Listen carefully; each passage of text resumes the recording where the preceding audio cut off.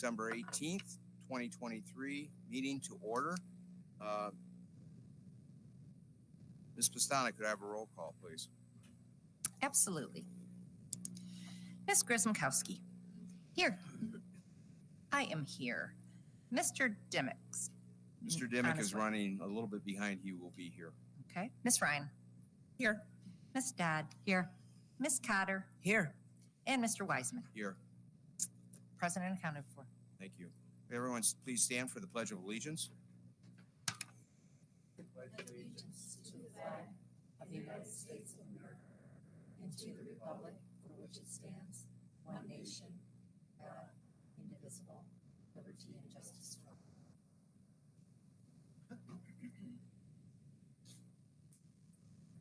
You have before you the agenda. Do I have a motion to approve the agenda as presented? I'll make a motion to approve the agenda as presented. Motion made by Member Dodd. Do I have a second? I'll support that. Second by Member Cotter. Any questions? Seeing none, may I have a roll call, please? Yes. Ms. Dodd. Yes. Ms. Cotter. Yes. Ms. Ryan. Yes. Ms. Grismkowski. Yes. I'm a yes. And Mr. Wiseman. Yes. Thank you. Before we get started, I would like to thank everyone for attending tonight's meeting. We welcome our Huron Valley School community input and comments. If you have any comments or concerns regarding an agenda or a non-agenda item, please fill out the requested information found in the back and return it to Ms. Cadell over here. Generally, participants will have 3 minutes to present their comments when recognized by the board president, and the board president, in accordance with board policy, will recognize you upon receipt of your citizens participation form. You have 3 minutes as it relates to this, as it relates to agenda or non-agenda items. So I ask once again to please fill out the form. Pass it on to here. Next on the agenda is board president comments. Just a couple of quick comments. Number one, recognizing it is the holiday season, I would like to thank everyone, our Board of Education, who spends numerous hours here and outside the realm of these board meetings that we have, participating in a variety of activities, including most recently our strategic planning and our strategic planning 2.0. I also recognize our administrative team and all the members of the Huron Valley Schools team that dedicates their lives to what's best for our kids. And I just want to show my appreciation and also show our appreciation as a whole to our entire community for their support of the Huron Valley Schools. And we are in our last week of classes, so I want everyone after this week to turn off their phones and dedicate their time to their families and things that they most enjoy, and enjoy these next 2 weeks. So with that, I do have one other piece of information. On a regular basis, our Board of Education receives emails. And as board president, it is my responsibility to respond to them if I receive them in a timely fashion. I also, when I do receive them, I make certain that the rest of the Board of Education has received them when they're addressed to the Board of Education. And then they're also copied on any of the responses that I make on behalf of the Board of Education as president. So I just wanted to formally state that we have received some correspondence since our last meeting. And in fact, those correspondence, we received a couple today, but since our December 4th meeting, I've received on behalf, and the rest of the board has received, and have received copies of the responses on 11 emails. Out of those 11 emails, 9 of them related to our strategic plan 2.0, pertaining to the date of the election, the proposal, or any other comments that they might have. The other 2 comments were actually from individuals regarding the success of our Lakeland High School, Milford High School, and our IA students at the most recent state thespian competition. So I just wanted to circle back for people to understand and recognize that we do receive a number of correspondence and how those are handled. When you send it to the Board of Education, we all get it, we all see it, and I, representing the board, correspond and return those those emails back to the individuals that have sent them. And those email comments or responses are also copied to the rest of the Board of Education. So with that, once again, remind everyone, if you would like to participate in the board meeting under citizen participation during the two sections that we recognize within our agenda, please fill out the form that's in the back, and then they go over to Mrs. Cadell. Next on the agenda is recognition. Huron Valley highlights, Milford Lakeland Theater Groups. Dr. Slot. Thank you, and I would invite Ms. Rothler to the podium. Good evening. Tonight we want to recognize two women who work tirelessly to not only entertain our community, but have also touched the lives of countless Huron Valley school students over the years. Megan Weeks of Milford High and Becky Hugaboom of Lakeland High. Just recently, Ms. Weeks and Mrs. Hugaboom, as Mr. Wise mentioned earlier, led the thespian groups to the annual Michigan Thespian Festival at the Lansing Center. The festival includes competitive events, workshops, scholarship auditions, and performances from 75 other schools across the state. Troop 7905 had 11 Lakeland and IA students participate. They received 2 superior ratings and 5 excellent ratings. Elena Cotton competed for senior scholarship and was offered more than $92,000. Troop 4291 had 31 Milford students and 1 IA student who participated.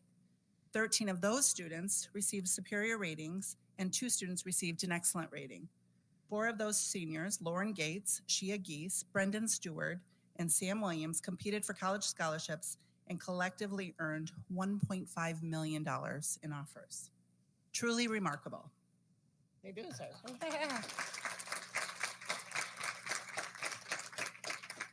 Truly remarkable, and we know this would not happen without our leaders' ongoing passion and dedication to these programs. So if Ms. Weeks and Mrs. Hugaboom would come forward.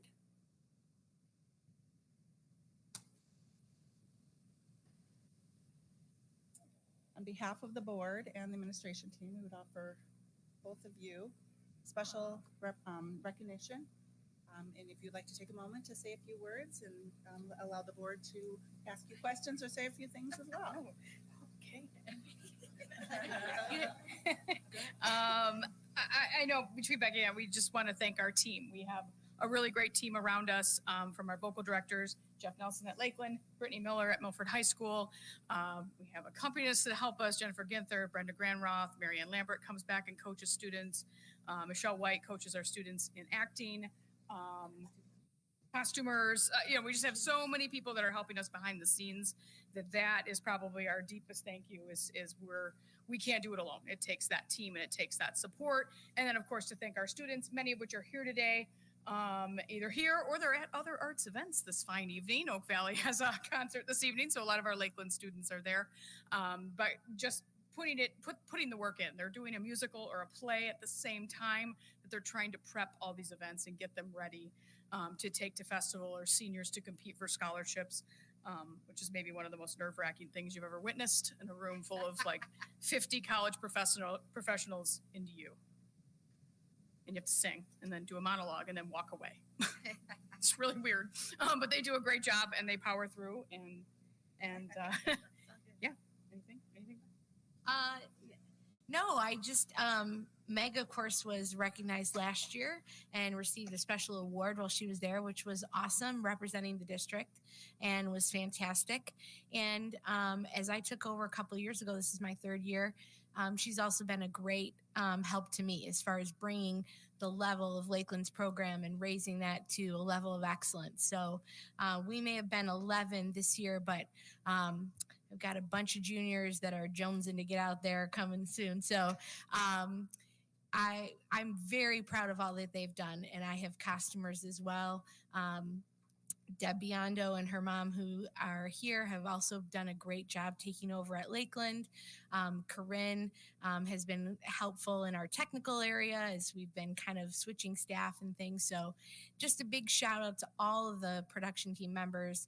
I do have a special set designer for me too, which is fantastic. I brought a friend of mine, Dale Kolb, is doing a great job over there. So she had students in the district that have graduated, but it's great to have adults who know what they're doing, who are mentoring our young people. So we did have one of our juniors who made a set piece that was actually purchased by our leadership department. And so we were able to put that money aside for her to go to festival next year to try and compete. So all good things. Really very proud of our team and proud of Huron Valley as a whole, kind of coming together and making that a district thing instead of a separate. We can compete at athletics, but together in the arts, we are there to support one another, and that's been fantastic. So.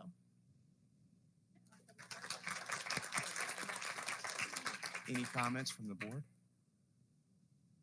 Yes, Amy? So Barb, I'm just going to ask, when we do our points of pride, can you please put that we earned $1.6 million in scholarships? That's insanity. I am so proud of you guys. Like, it's bringing tears to my eyes because I know what this means for your future. So my goodness, well done. Yeah, And there's please put that in our points of pride.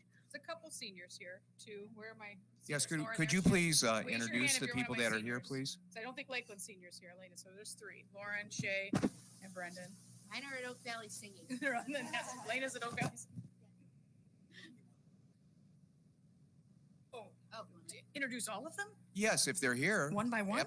Well, why don't you have them come up and they can Ooh, introduce okay. themselves? All right, if you're theater, if you went to Thespian Festival, stand up. Have them stand up and come Stand over, and they can introduce each of them, and then we can take a picture. Oh. Come on, they know how to do this. Let's go. And then you go over here, and we'll get a picture. So say, I don't know. Say your name and what you did at festival, right? Like if you competed or you just attended things, that's fine. Okay. Well, I'm Shay Geese. I'm a senior, and I competed for Thespian College scholarships for musical theater. Great. I'm Brendan Stewart. I'm a senior as well. I competed for scholarships and did a Thespia award for duets. I'm Lauren Gates. I'm a senior, and I competed for Thespian scholarship and college scholarships. Hi, I'm Charlie Ellender. I am a junior, and I competed in musical theater solo and group scene and got superior for my group scene. Super. Hi, my name is Grant Camden. I'm a junior, and I competed in both the duet scene and for musical theater. I'm Nova Reyes. I only attended. That's it? Yeah. I'm Ella Casina, and I did a duet and a group scene. I'm Ivy Williams. I'm a junior. I did a group scene and an acting trio. I'm Ayla Campbell. I'm a sophomore, and I did a duet scene. I'm Romy Gutierrez. I'm a freshman, and I just attended. Great. Thank you very much. Thank you so much. And if the board is good, you want to take a picture with them? Yes, absolutely. And I also want to say I recognize many of the faces that made a surprise visit to the administration building today for Christmas carols. So thank you very much. We loved that. That made our day. And I know we kept saying, sing more so we don't have to go back to work, but keep singing. But you guys were fantastic.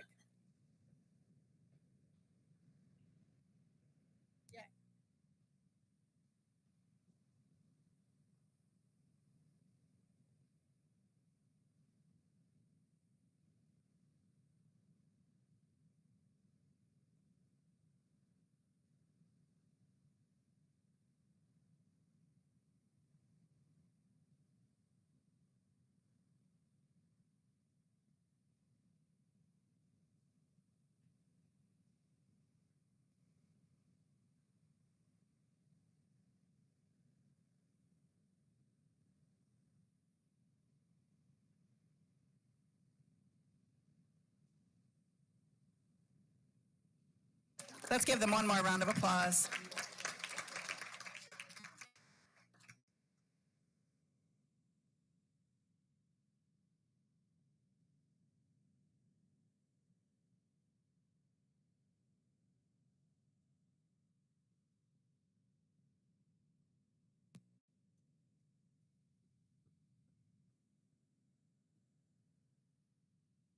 I know that our Milford Lakeland group that we just introduced have a lot of other activities, so you can stay if you'd like. But I think you've already decided to run out the door. They have rehearsal. They have a show coming up, is what I was told. Well, none of us take it personally. I think Wednesday night. Next on the agenda is school presentations, Oxbow Elementary, Dr. Salah. Thank you. And I have the honor and privilege to introduce the proud principal of Oxbow Elementary School, Ms. Greenleaf.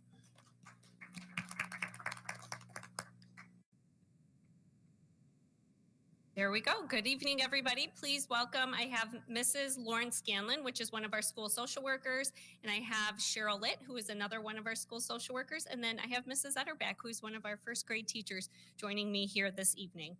So good evening, Board of Education, community members, and attendees. My team and I are very excited to be here tonight sharing about the wonderful things that our building is doing now and as we are quickly approaching the holidays.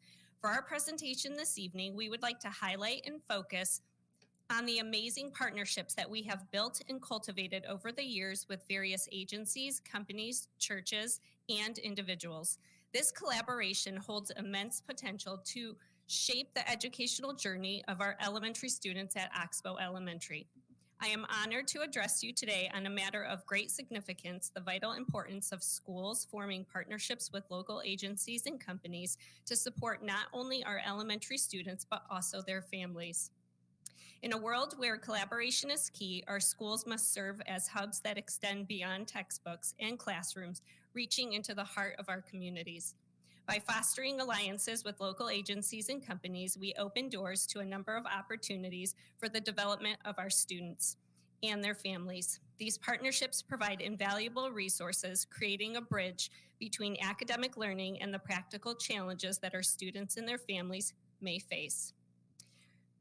Also, such collaborations contribute to building a sense of community and shared responsibility amongst all of us. When schools, agencies, and companies unite in the pursuit of educational excellence, we create a network that supports not only the academic growth of our students, but also the well-being of their families. Together, we can empower parents and guardians to actively participate in their child's education, and we can create an environment where every family feels valued and included and a sense of belonging. In conclusion, the importance of creating partnerships between our school and local agencies and companies cannot be overstated. Together, we have the potential to shape a future where our students not only excel academically, but also where they thrive as well-rounded individuals, and they can contribute to the world around them. Let us embrace these partnerships and work collaboratively to build a brighter future for our students and our community. So thank you for allowing us to be here today. I'm going to bring up my two team members.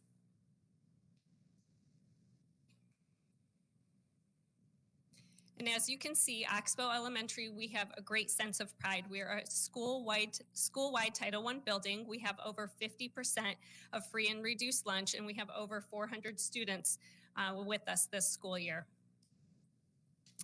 So these are just a few photos that we took over the last few weeks. As you can see, we have a very festive feeling happening in our building right now.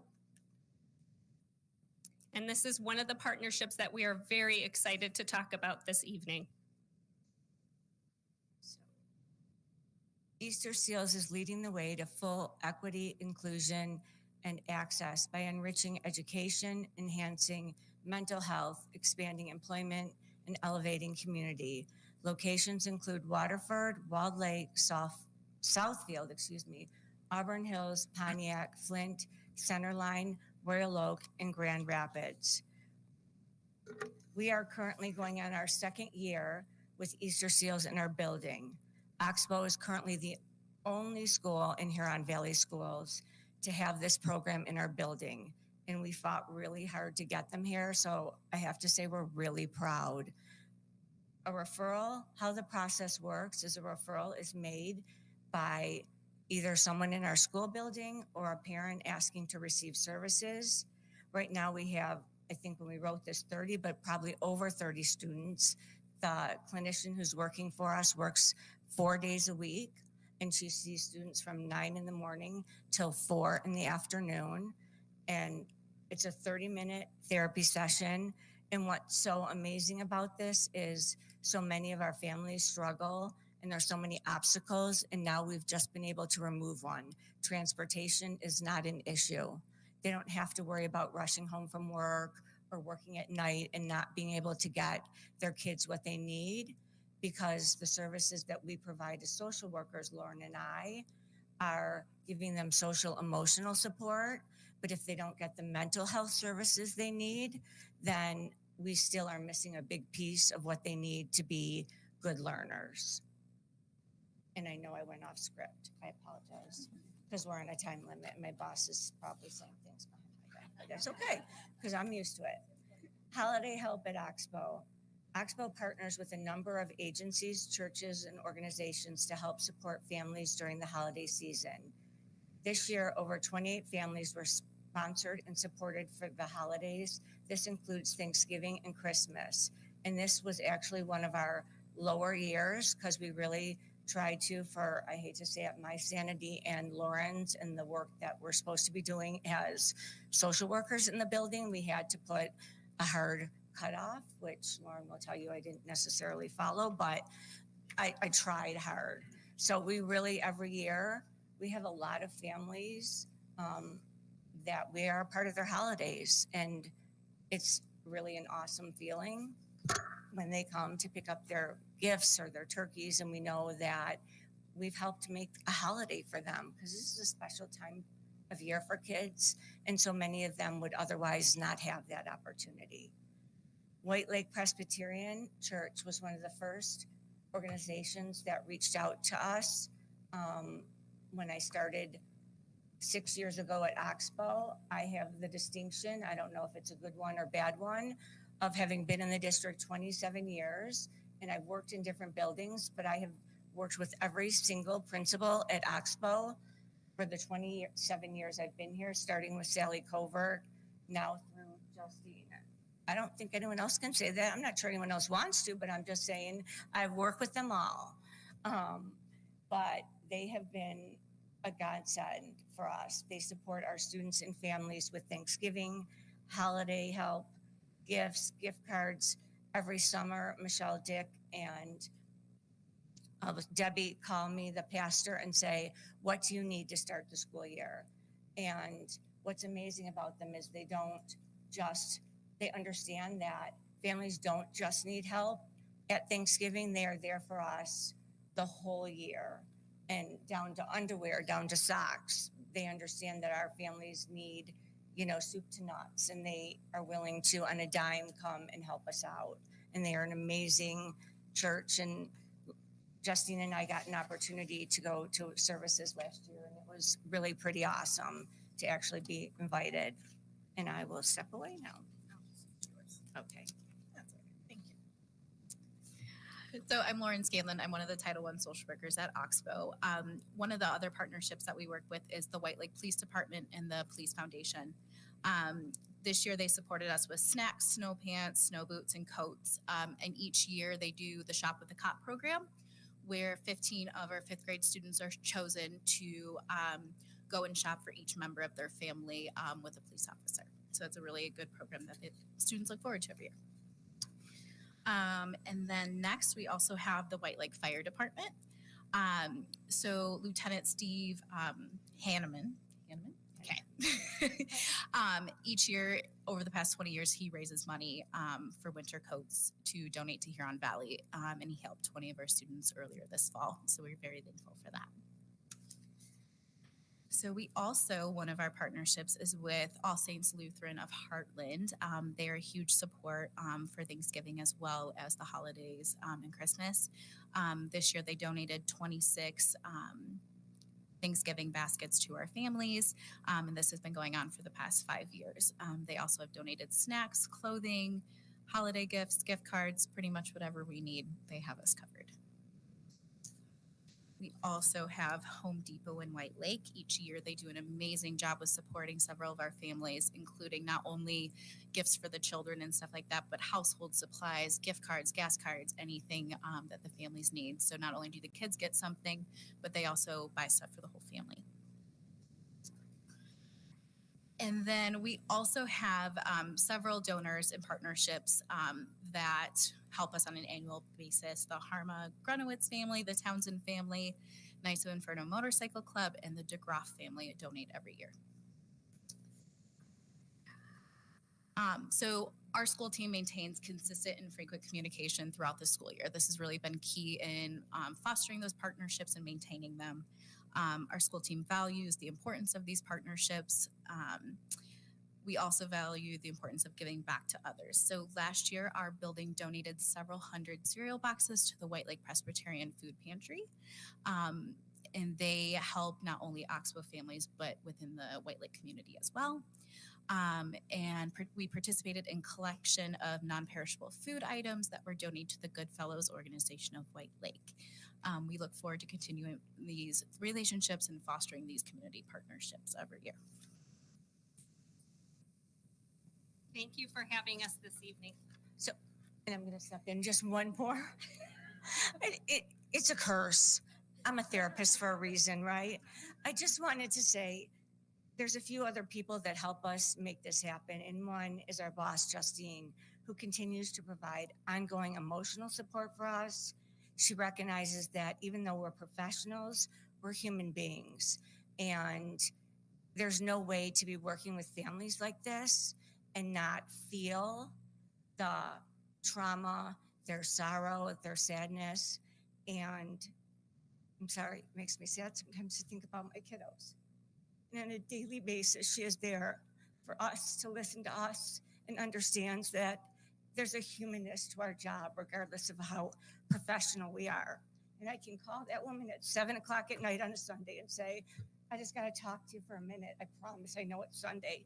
She always picks up the phone. And secondary, Rachel, the new assistant special ed director, I don't know who is involved in the hiring, but thumbs up. She has also been a gift to our building. Anytime we call her that we need help with a parent meeting or a question, she has just come through for us. And so I just wanted to take a second as we're thanking people who are giving to us, that those two women were recognized as well. So thank you, and I promise I'm leaving. Well, don't leave yet, because I think the board might have some comments or questions. I won't talk. Lindsay? Sure, just a real short comment. And I want to direct the first one to Cheryl, because Cheryl has been an integral part of Huron Valley Schools for many years. In fact, in one of my past positions as board secretary, I had an honor of sharing a letter with the community regarding the good work you've been doing with the church over there. So this has been ongoing, and I don't want your good graces to go unrecognized. Likewise, for the whole staff at Oxbow, you've done a wonderful job with your with the crew over there, and you reach out and you help everyone. And it's not going unrecognized. Oxbow's always had a wonderful reputation, even going back to Sally Covert. Thank So you, Lindsay. thank you very much for all you do. Thank you. And thank you for still being here, because Lindsay was one of my principals. And I love her dearly. Any other comments? Yes, Laura. Thank you for all you do. This was exactly, I think, the presentation we needed to start the meeting today, because really this season of giving happens in Huron Valley all year round. And the gifts that you give to the students and the relationships you have are what make these community partners want to give. You're running a building and caring for people in a way that that means a lot, not just in the building, but outside. And that is reflected in all of the people you're able to attract to help. So keep up the good work. I know it's hard, but it's really good, and you're doing great stuff for those kids. And I'm so glad that so many people in our community are able to be part of that with you. Thank you. Thanks. Amy? Again, I just want to echo Laura's comments. Thank you so much for what you're doing. I guess my other question is, the thing that really got me was, first of all, that you're able to maintain all of these partnerships throughout the year. That really is striking. Partnerships are really what make our world go round and our community go round. So thank you for doing that. But I also loved the fact that it was reciprocal, and that you are also giving back. So those two things, when you are receiving and then you're also giving back, that's great modeling for our students. So I just want to say thank you. Thank you for thinking about it going two ways. My dad used to say there are certain people and they're just one way, like a street. You guys are not. And I really appreciate that. So thank you so much for your hard work. And if you need more partners, let us know. You know, all of us have contacts in the communities. So if you need more partners, please let us know. We'd be happy to help you out there. Be careful what you say. You might be surprised. I'm what I like to call a business matchmaker. So let me know when I can help you. Well, thank you. And thank you for noticing that, because we are working really hard and we do want our kids to see that it is reciprocal, that it's about the giving and the receiving, that sometimes we need and sometimes others need. And we call ourselves a community school.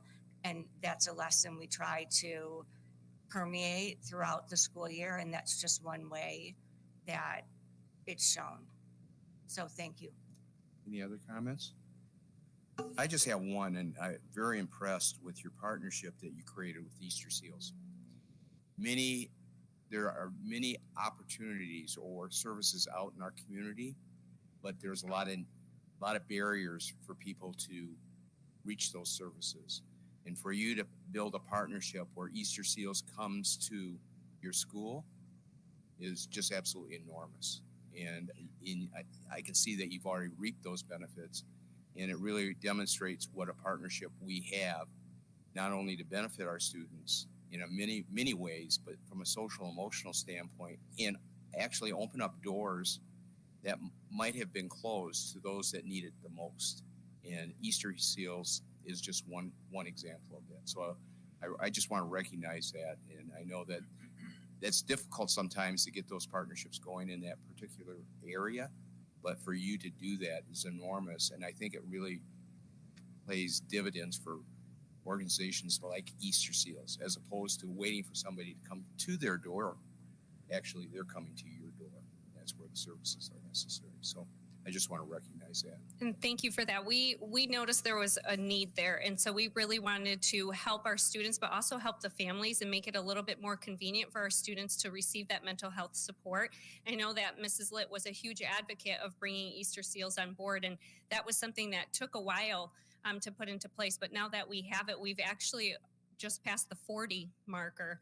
We have 40 students that are on our caseload for Easter Seals, and we have parents that are reaching out, and they would like that support for their children. So that just shows that is something that our parents are very supportive of, and that need is there. And so we're very proud to continue to offer that to our families. And probably those 40 students that are receiving this supplemental social emotional context would not have happened without what you did.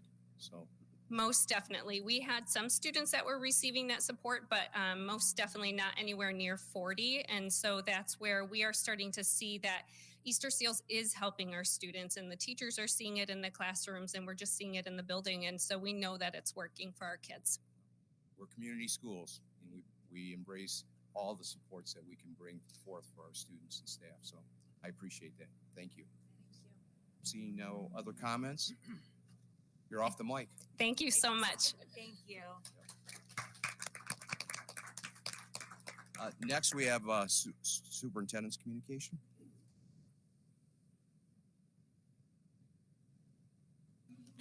Thank you, President Wiseman, and good evening to all those who are here in the audience, as well as those who are watching this evening in the comfort of your homes. I know it was icy and snowy, and it was I think it took me 30 minutes to get here from the administration building. So this evening, I have a couple things. First and foremost, this is the last board meeting prior to the holidays. So I just wanted to extend happy holidays, best wishes to all of our families and our employees and our students. And I wish you all a wonderful season of time to rest and rejuvenate and recoup and be with loved ones and be with family and friends and just enjoy that time. I know that I am planning to do that myself. So with that, the second item I have, I just wanted to touch base on our strategic plan 2.0, specifically on the town hall that we had this past Monday. So over the last 5 months, I think I probably have touched on strategic plan 2.0 at every single board meeting, at least for a few minutes, providing an update regarding where we were at in the process. And that was in part, just for our community to really keep them aware, but also just to share with our Board of Education what has transpired from 1 week to the next, or from one meeting to the next, so that everybody has all of the information and can ask informed questions, and ultimately, get to the point where we are this evening, where we're actually asking the Board of Education to consider the committee's final recommendation that was presented on December 4th. So last week, Monday, we did have what we call a town hall. It was open to the entire community. We had approximately 60 individuals in the audience. We were in the Milford CPA. About 35 of those individuals were either, district employees, or they served on the Strategic Plan 2.0 committee. We would have, I would say, roughly 25 citizens that were not a part of the process, and were really interested in what was going on with the process and chose to attend that evening.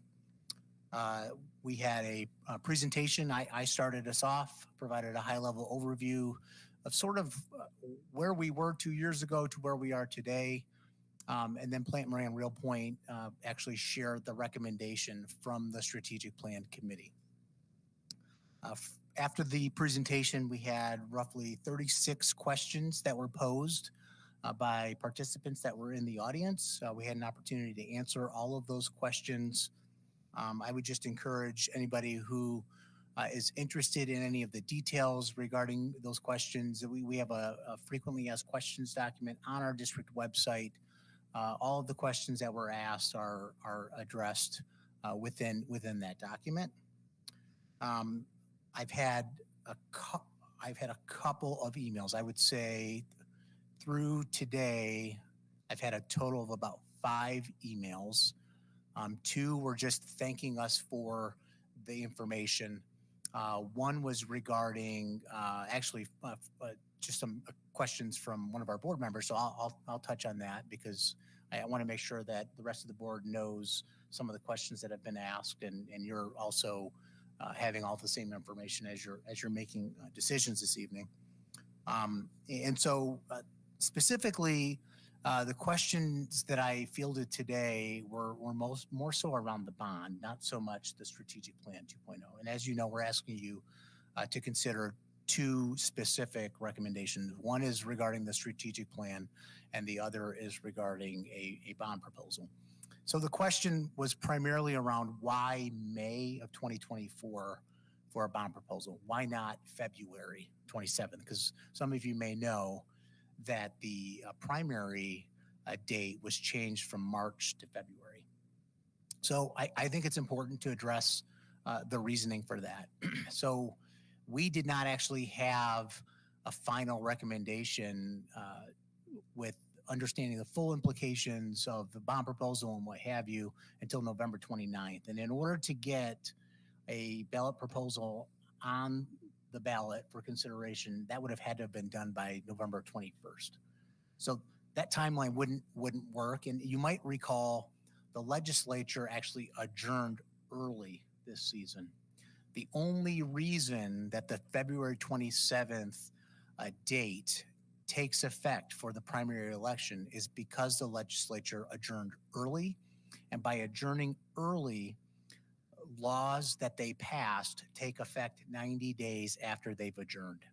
So we had no way of even knowing that the February 27th date was even a consideration or in play. So that leads to the next question. Well, why not August, or why not November? And the answer to that really is it's just timing. There's an incredible amount of planning, design work that has to go into the preparation for projects. And I'm saying, like, we have millions of dollars worth of work to do, And most of these projects will take, I should say, several of these projects could take upwards of several months to a year to design and prepare. So the longer we wait, the less time we have when the dollars are actually received. So I think what's important to note here is we have debt falling off in 2026. We are going to the voters and asking for a zero tax rate increase, which means we won't collect any of these bond dollars until 2026. However, if we know the bond has passed, then we can do all that planning work in preparation for those dollars being released. In that way, we'll move seamlessly from the 2019 bond to the 2026 bond when the dollars are actually released. And we will just be able to continue with the steady flow of projects related to school safety and security, related to modernizing our infrastructure and our classroom spaces, and just taking care of some of the things that are behind the walls and some of the things that are not behind the walls that just need to be taken care of. So the rationale behind May is it's just time. We need the time to begin the development and the design phases of this work. It is a zero tax rate increase. It's the same thing we would go out for at another time, but it allows us to seamlessly carry on the work of the school district and the organization. So I think that's the main question I've fielded to date. I'll end with this, and I'm happy to take any questions. I know we have this as an agenda item. Again, we have some folks in the audience here that served on the strategic plan committee. They served for 5+ months. They were there multiple times a month. They considered several data points. They asked a lot of questions. They provided a lot of feedback along the way. And so I just think they need to be recognized and thanked for all of that time, because we wouldn't be where we are today with a recommendation if it wasn't for, that group of 50 people representing, parents and students and community and administration and teachers, to help us arrive at where we are this evening. So with that, Mr. President, I'm happy to take any questions or to move on in the agenda. I do know that we have both of these items as agenda items, but if anybody on the board would like to have time to ask any questions of Dr. Sabah. Seeing none, let's go ahead and move on to student leadership. I know our student leaders play an important part in our district with our TLT committee. Ms. Pastana is the chairperson. Not sure if there's anybody here tonight to talk. I don't think we have any student leadership tonight. Hopefully in the new year. Super. But I do know that behind the scenes they're very actively involved in our committee work. So, and two of them, yeah, absolutely. We're on our strategic plan. When you talk about our three, there are three individuals that were on our strategic Paul plan. Baker, Priyanka Patel, and Rowan from Everett from the IA. Yeah, so that's another role that they play that we're hearing as we're going through the strategic planning from our students, our end users. So appreciate that. Association communication, Jennifer.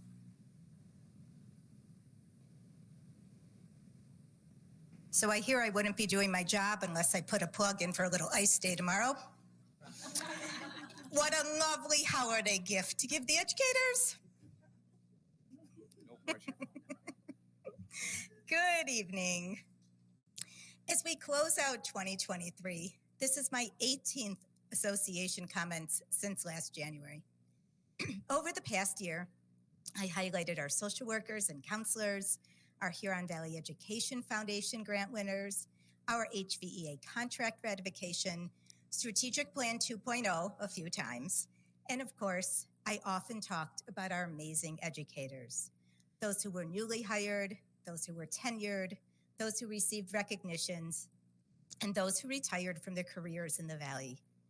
I always look forward to sharing my association comments with all of you, as it gives me the opportunity to allow you and our listening audience to have an inside view into the world of our HVEA educators, what we are doing, our achievements, and our concerns. It is a privilege to be president of this dynamic group of educators, and giving you a peek inside our world is an important piece of my job. 2024 will give me many more opportunities to spotlight even more of our esteemed educators. So until our next board meeting on January 8th, that first day back, I wish all of us good health in the upcoming year, wonderful time with families and friends over winter break, and peace within our families, our Huron Valley community, and across the world. Happy holidays, Happy New Year. Thank you. Thank you very much for your comments. Next, we have board correspondence. I know we mentioned the correspondence that we've received via email. Is there any additional board correspondence, Secretary Pastana? No additional correspondence other than what you reported tonight, Mr. Wiseman. Thank you. Treasurer's report. Treasurer's report, Amy? None this evening. All right, reports from board committees. Start off with the exec. The meeting was called to order at 2:33 on December 15th, 2023 at the Huron Valley Administrative Offices. Present were myself, along with Member Dodd, Member Pastana, Superintendent Salah, Barb Rothler, John Tavernier, Martin Lindberg, Kathleen Miska, Connie Gilbert, and Heather Cadell. There were no public comments. Tonight's agenda was discussed and reviewed by the Executive Committee. We spent a great deal of time talking about the Michigan Merit Curriculum. John Tavernier presented current graduation requirements, which are communicated annually to students and families. The committee discussed mastery of standards and what determines proficiency, as well as how much flexibility there is within the Michigan Merit Curriculum. He also shared the new requirements for personal finance standards for the class of 2028. Martin Lindberg and teacher leaders Connie Gilbert and Kathleen Miska shared the various options being considered to implement this new requirement, such as integrating within economics or adjusting the current personal finance course as a required math class. Currently, TLT is collaborating with Michigan Department of Education, Oakland Schools, Huron Valley School stakeholders, and other districts to determine what is the best scenario for addressing this new requirement.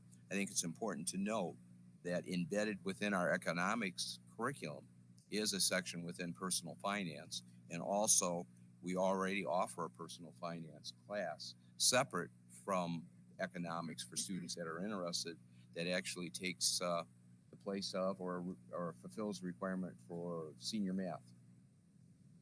That was interesting information and worthwhile information. School safety and security. Barb shared her review of the recommendations from Guidepost Solutions, the best practices for school safety. She has taken those recommendations and compared it to Huron Valley Schools' current practices and looking for any areas of improvement. Dr. Salah highlighted attendance at the Town Hall for Strategic Plan 2.0 and questions that were asked the panel during that evening. He also shared that he received 2 follow-up emails thanking the district for the information shared during the event. 2024 bond initiative. The committee discussed the need and project priorities for the potential upcoming bond initiative.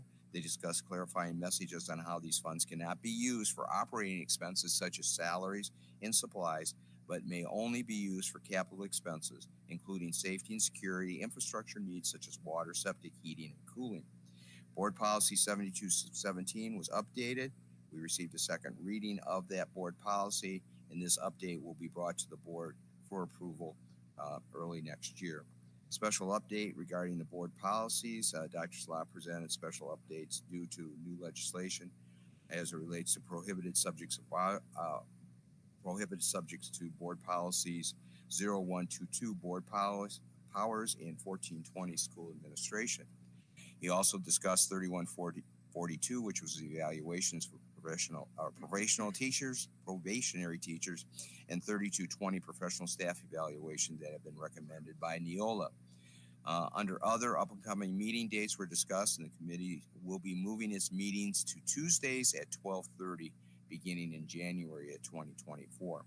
We adjourned at 4:30, and our next meeting will be held on January 16th, 2023 at 12:30 p.m.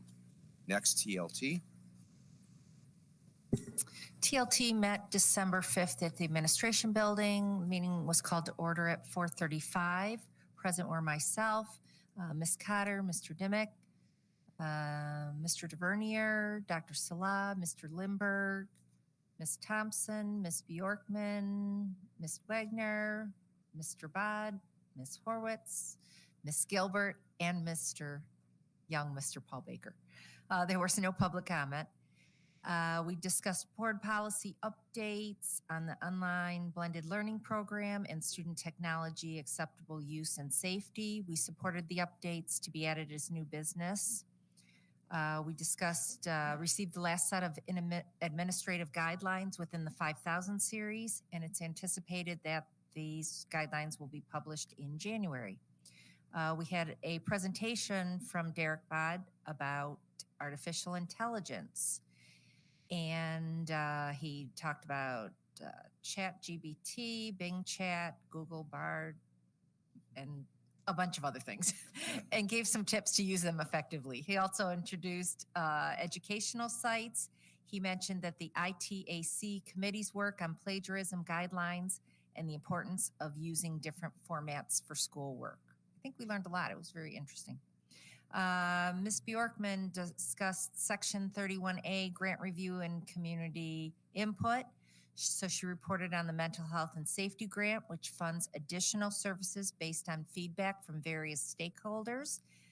The feedback showed an equal number of respondents feeling adequate mental health resources and those feeling the need for more resources.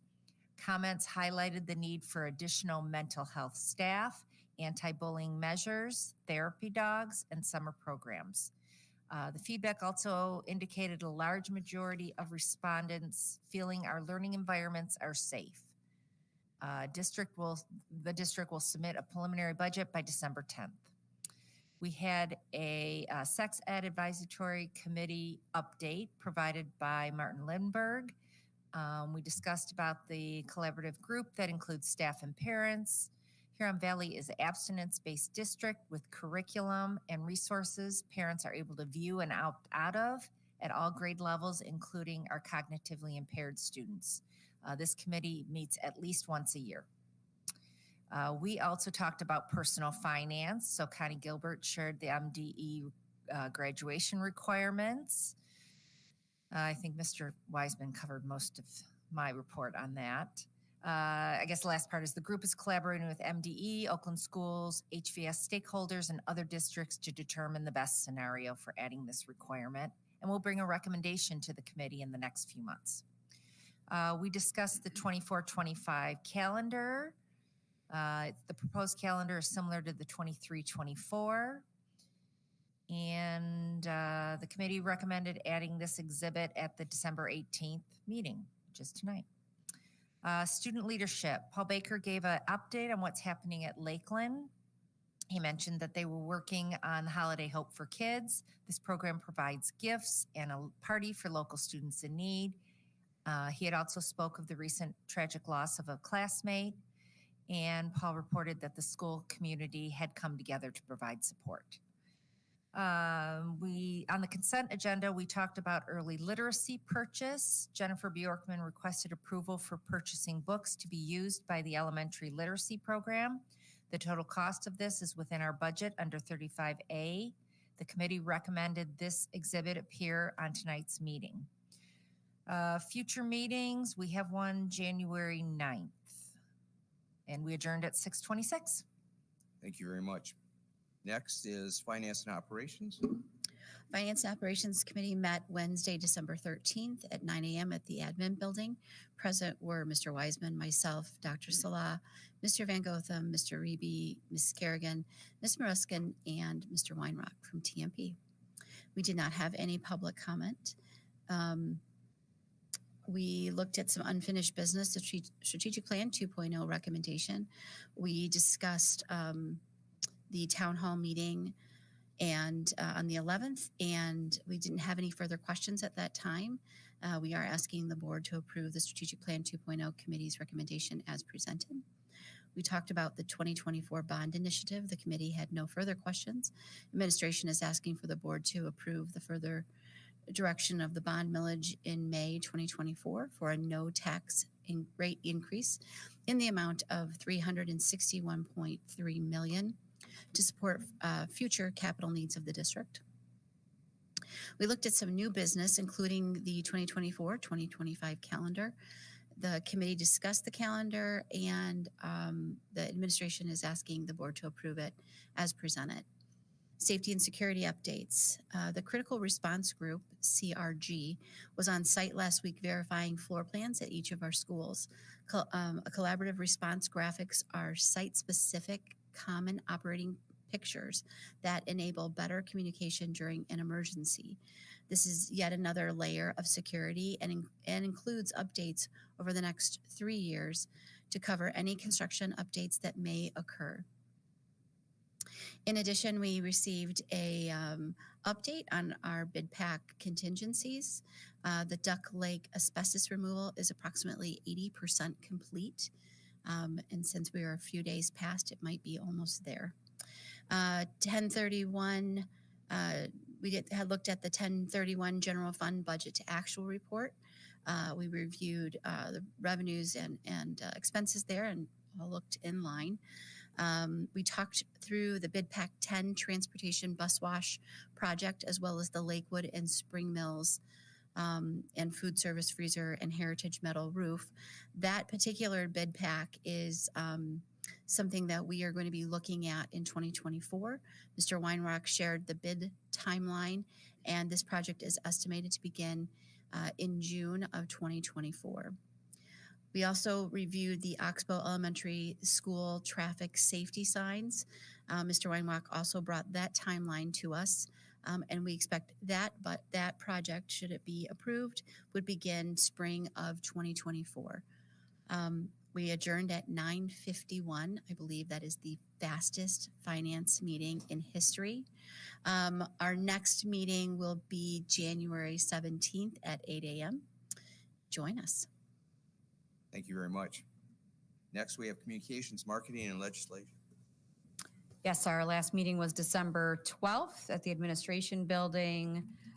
Present were myself, Amy Grzymkowski, Tom Wiseman, Barb Rothler, Paul Salah, and Kim Willis. There was no public comment. In our regular agenda, our first item of business was strategic planning 2.0. It was the day after the town hall, so we discussed a little bit about that. There were 34 participants that asked questions, or 34 participants who asked questions, and there were 55 total questions asked. The committee also discussed some of the questions asked to make sure we are communicating and answering the community's questions. We also discussed the 2024 potential for a bond.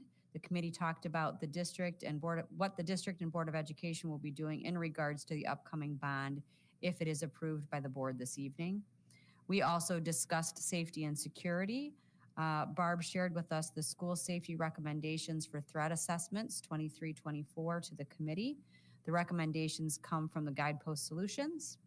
The committee made some suggestions, and the document will go to the next principals meeting and executive committee meeting. Under other, the committee will be meeting at 2:30 for the rest of the school year. So it's Tuesdays, 2:30, and once a month, usually the Tuesday following a board meeting. And then we adjourned at 3:52. The next meeting will be Tuesday, January 9th at 2:30 p.m. Thank you very much. Next on the agenda is public comments. As I mentioned before, there's citizen participation forms in the back. If you have a comment to make and to the board, this is a time to do it. Once again, I'd like to thank anyone that might have a comment. This is not the time that we get into a conversation, but we're happy to hear from each and every one of you that might want to speak. And generally, matters that are raised during public comments are referred over to the superintendent for additional review and information and investigation. So I only have one right now, citizen participation form filled out. Dawn Collins. State your name again, Dawn, and your address and the district that you live in. Hi, Dawn Collins, 2630 Quartz Lane, Milford, resident of Huron Valley Schools. I spent the last 7 years of my career as a mental health therapist in community-based programs, in providing services in homes. We have absolutely no clue what some of our kids are faced with, some of their challenges. And I was not prepared for what I saw when I began going into kids' homes. The barriers that Oxbow is removing are tremendous. I worked with kids, for the most part, whose parents were working, but they worked in the kinds of jobs that they weren't able to take time off to get to appointments or get to meetings like this. Their transportation may not have been reliable. So to be able to have Easter seals in the schools and providing mental health services is unbelievably wonderful.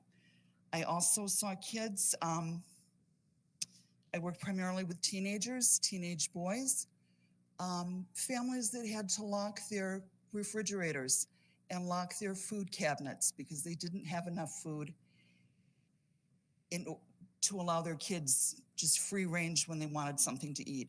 If you have a teenage boy, you know that they are 24-hour-a-day eating machines. And when they can't do that, it's heartbreaking. Also worked with a young man, senior in high school. He was missing more time from school than he should have been for a number of reasons.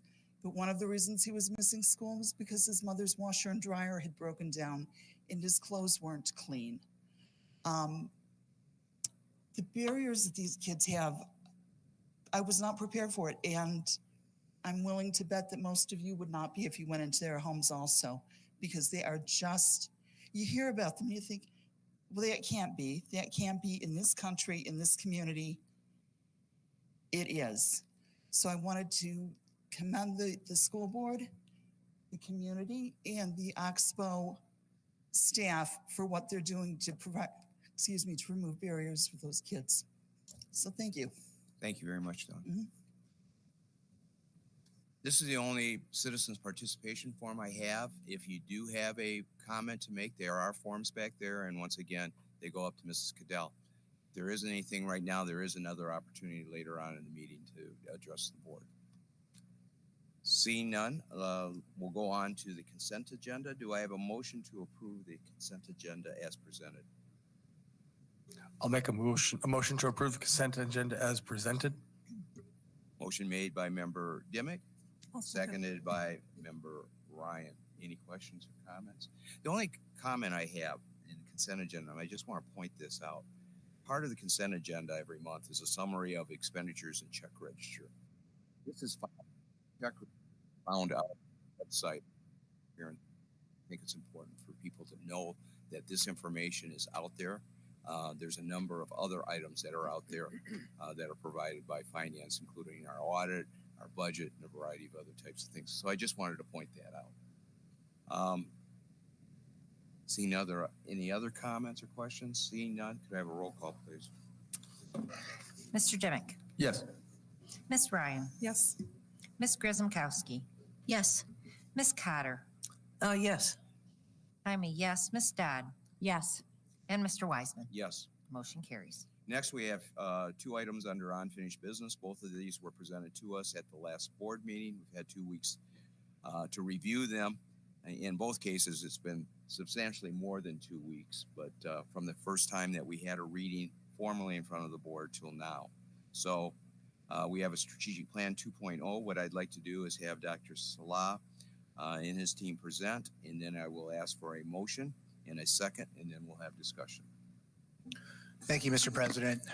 My presentation will be somewhat succinct this evening because we've discussed the topic ad nauseum over the course of the last several months. But I would just share as an overarching review that this has been a long process. We've been talking about strategic plans since September of 2022.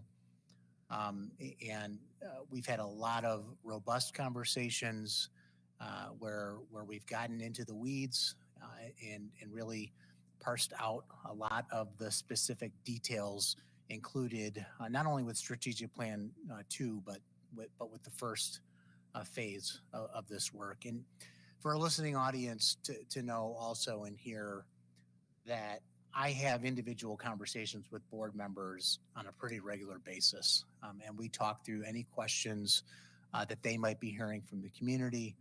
There's very good dialogue, good back and forth. And in many instances, when a question is raised that may not have been considered, I will take the time to have follow-up conversations with other board members so that they are privy to that information as well. And in many instances, similar to what I did this evening, I will take some time to share a question that may have been shared that others have not had the privilege of hearing. So with that, Mr. President, this evening we are asking the Board of Education to consider approving the recommendation of the Strategic Plan 2.0 Committee as presented. Thank you very much. Good. Do I have a motion? Yes. Yes, I'd like to make the motion that our board approve as presented, our strategic plan 2.0. Do I have a second? I'd like to support that. Motion made by Member Cotter, seconded by Member Pastana. I'd like to open it up now for discussion. Any comments or discussion? Yes, Mr. Bennett. Oh, I get the privilege of kicking it off. So some of you know me, my Jacob Dimmick. I ran for school board a year and a half or so ago, and I've been on the board for a year now. This is rounding it off. And I came in here really to shake things up. I thought there was a lot of issues, and much to my chagrin, I get here and everything we've been a very cohesive unit working together. I was welcomed very heartily, and I've been brought up to speed in the way of training and everything else. So I'm happy to say that while I do listen to everything I hear from the community, and I do have open dialogues with Jeffrey, Tom, Paul, whether it's sending emails, asking questions, and then getting that information back to the people who brought it to me in one fashion or another. So, but I haven't come across anything that I found significant enough that would change my opinion about where we're headed. I feel like we're headed in the right direction and we're doing the right things. So with that, that's it. Thank you. Member Cotter and then I got to go now before I lose my voice. I've got 3 comments of this. One of it is that I live in the village of Milford, and I see those Muir kids coming downtown to go shopping or using the park. And by moving or closing a Muir school, we may lose some of that. But it came up in conversation that students that are on the campus site up here at Milford, that every day 3 or 4 buses go right down the road into the village. So there's always the availability of a bus pass, and anybody can hitch a ride to town, which would still make our town very accessible to all of our students. Likewise, there's really a small amount of our students within the village that actually can walk to our Muir school. And in fact, my neighbors, they walk down to the corner to catch a bus because we're right on the borderline. Technically, my people across the street don't get a bus ride, but the ones behind me do. So they also catch a ride to Muir. Likewise, when we look at a town school, and I'm coming back many years ago because of my commitment to Baker School at the time, and working with our Muir kids back then, it was nice having that closeness or that community of a little campus. But the truth of the matter is, during the summer, Muir's closed, and it's closed during the holidays, and George Street is like a ghost town. So I think the advantage of keeping our students in the village, I don't think it's going to pay back to us of what else is, moving forward. So the second part I'd like to comment on is, in my heart, I'm an educator, and I'm here because I want to do what's right for Huron Valley. And when I look at the advantages that we can provide for instructions and opportunities for our kids moving from now into the future by creating a campus, I think that would be the strongest support that we could give our kids, and I fully support that. There's so many opportunities about having our middle school kids being able to walk to the high school to grab one AP class that they might want to have. Otherwise something like that wouldn't exist. So I feel strongly about the instructional opportunities that we could create by having a new middle school on the Milford High campus. Likewise, Muir was built many, many years ago, and a new school being built in around the year 2026 has to provide more and better opportunities for our kids moving forward. It just puts me in a good place to know that what we're moving. My kids' middle school. I have 4 children. Just an emotional day. And all 4 of my children have attended Oak Valley. It is a wonderful school, full of amazing human beings. I own a piece of the Oak Valley old basketball gym floor. Yes, Mr. Huron had a wonderful fundraiser, $20. You too could own a piece of the floor. I own a piece. But I'm going to tell you, my boys don't care about that piece of the floor. Do you know what they care about? They care about that Mr. Huron came to my son's last regional race. That's what they cared about. They cared about Mrs. Luke's taking their senior pictures. They cared about the fact that Mr. Schindorf knew who my daughter was because he had her 3 brothers before him. They cared about the fact that Mr. Brown recruited our daughter for cross country. Those were the things those were the pieces of information they wanted to know about what was going on with Oak Valley. They wanted to know what were going to happen to the teachers. That's what they cared about. Because for them, that was Oak Valley. It wasn't a building. It wasn't the brick and mortar. It was the people who occupied the building. It was that culture. I know that when our Oak Valley teachers go to White Lake and Muir, they will be taking that Oak Valley culture with them. But White Lake and Muir will no longer be White Lake and Muir. They will be something different because we will have to combine those 2 cultures. And that's important. It's important because we will actually have almost like 2 new middle schools. I was in the room for the task force that we did back in 2022. I was in the room when we had building futures in 2018, 2019. I was in the room for strategic planning 1.0 and strategic planning 2.0. I listened to the community input that we received. Our community was well represented in all of those different subgroups. The people in the room were much more intelligent than I am. They ask really great questions. They posed the challenges, and as Dr. Salah likes to say, the probabilities. I didn't say that right, but they talked about those things. They worked through them, and I listened. And it was humbling to know that these folks were engaged in a way that I don't think many people realize the dedication that it required of them. We have some of those folks in the room tonight. Thank you. Thank you for taking time away from your family, getting off of work and running to Milford generally to make those meetings. It was powerful. It showed your dedication to the students of this community, and I appreciate that.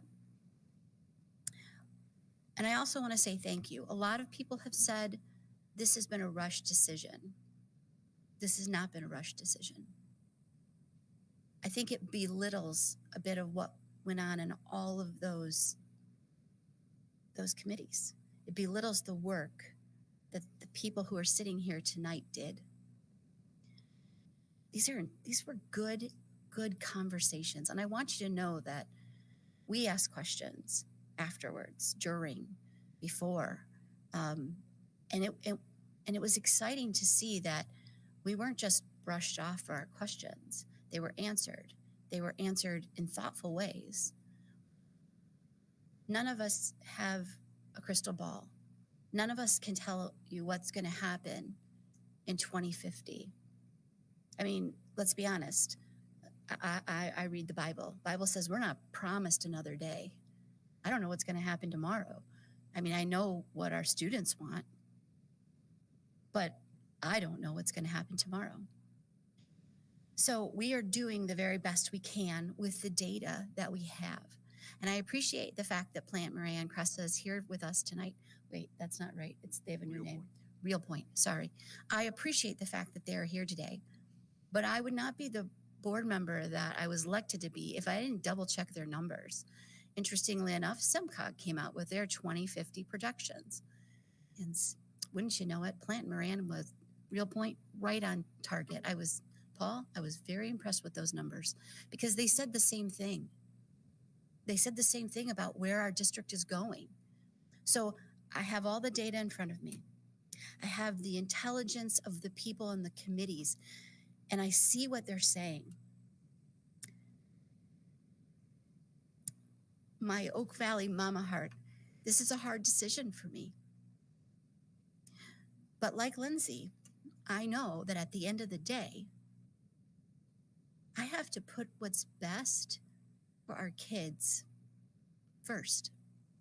And I know that at the end of the day, having two campuses where they can work collaboratively, not only with the high school, but with the elementary school, that it's that whole, reciprocity, that reciprocal relationships to give to the elementary schools and really to receive from the high schools.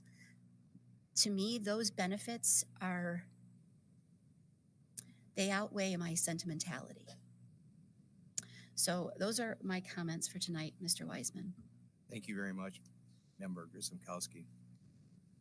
Member Pastana? Boy, it's going to be hard to follow Lindsay and Amy, but I just wrote a few things down. So I too have been a member of the Oak Valley community since 2007 when my son entered the school. And since then, I've been lucky enough to be in that building at least once a week since 2007. And when he was there were almost 800 students there. Today, there's about 400 students. And I know that the robust team teaching that he got to experience and other students was so good for them. And I feel like it was a great transition for sixth graders coming in to have that. They're missing that opportunity now, that they just can't do it. So I feel like the strategic plan allows greater opportunities for our middle school students. We get to focus on innovative programming, and students will be ready to compete and do things to develop their interests, things that they really want to do that they don't have the opportunity to do now. Like Amy, I mean, my heart is at Oak Valley, but change is difficult, but it's worth it. It's worth it if we know that it's going to be the right thing. So I found this quote, and it made me think about the decisions that we make at the board table. And so it's from a Greek proverb, and it says, "A society grows great when men plant trees whose shade they know they shall never sit in." So for those reasons, I'll be supporting this. Thank you. Thank you. Not good with my words here, but everything that everyone said is, how I feel too. And like you guys, my kids actually went to Muir, so my heart is there too.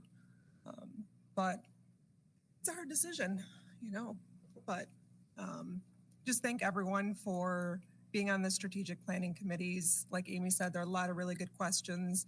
Thank Dr. Salah. He's answered and been on the phone with me a lot. So I appreciate all the time. And, I think this is an amazing opportunity for our kids. So I also plan to support it. Your turn. Thank you. I think I don't want to repeat what everyone said. I think it's important to listen to your colleagues and then try to say something that hasn't been said. So I'm going to do that. The thing that I appreciate about this process that has helped me really come along with is that it was a very clear first we have to do 1, then 2, then 3. And I think when anyone comes in the middle of the process and looks at it, they may wonder, why are we on 3? Why didn't we start with 1 where we did? We started with 1, but it's taken a long time, to be honest with you. Many of us forget that 1 was a while ago. And but it has been very clear and very deliberate as we've gone through this. And I would never want just the 8 of us at this table, along with the 4 members of COAT, to make this decision by ourselves. And I'm so grateful, like we've said, for everyone who's come and sat on the committees, but also the people who've reached out. I know all of us have had phone calls and emails, and I had one conversation that the next day the guy said to me, I hope that wasn't weird. But it's good. Those are the conversations we have to really get some clarity around our ability to make decisions that are going to move our community forward. I know I don't want to make that decision alone, and I'm grateful for the 8 folks here, the 4 here, and then this wonderful community that's come together.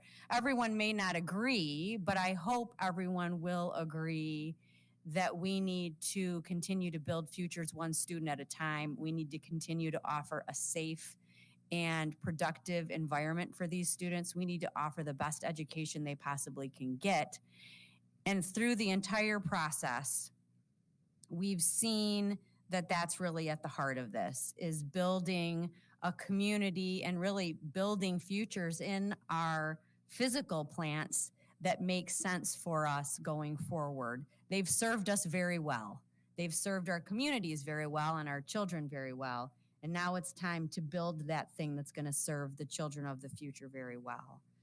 I think that's it for me. I feel pretty good about this, and I'm really grateful for the people who've come along on this with us to help really make sense out of something that can be monumental.